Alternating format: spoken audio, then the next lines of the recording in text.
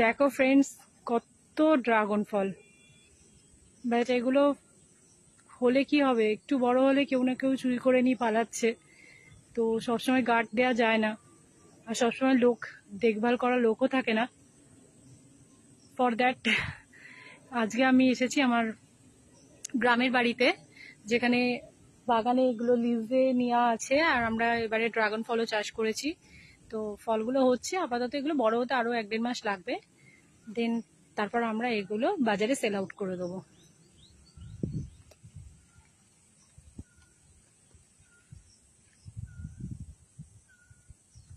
আর আমাদের লিজে নেওয়া যে গাছগুলো আছে তার আমগুলো দেখো, ইয়েলো ইয়েলো, একদম ফ্রুটি ফ্রুটি ম্যাঙ্গোজ দেখতে পাচ্ছ।